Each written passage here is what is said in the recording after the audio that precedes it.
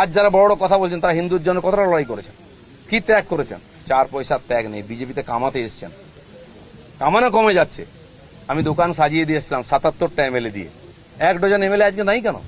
MP কোথায় গেল? জেলা পরিষদ সমিতির প্রধান চলে যাচ্ছে কেন? জবাব কে দেবে? 21-এর পর থেকে বিজেপির নামছে। 19 সালে বিজেপি 41% ভোট পেয়েছিল এবং আজ অনেক নেতা আমাদের পার্টিতে তার বিরুদ্ধে লড়াই করে আমরা পার্টিকে বাড়িয়েছিলাম।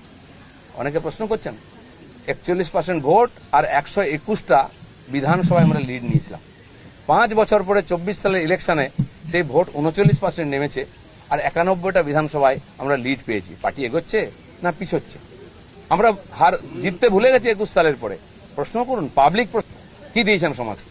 কেন পার্টি নেমে গেছে? 250 লোকের প্রাণের বিনিময়ে যে পার্টি দাঁড় করিয়েছিলাম সে পার্টি কোথায় আজকে? কেন হারছি আমরা? কেন লোকে ছিচিৎকার করছে? আর এই দালালরা যেদিন থেকে পার্টিতে এসছে বিজেপির গন্ধও চলে গেছে, বিজেপির স্বাদও চলে গেছে। লোক বিজেপির ভরসা করতে পারছে না। তাই ভরসা ফিরিয়ে আনার জন্য লড়াই করুন, নাটক করুন।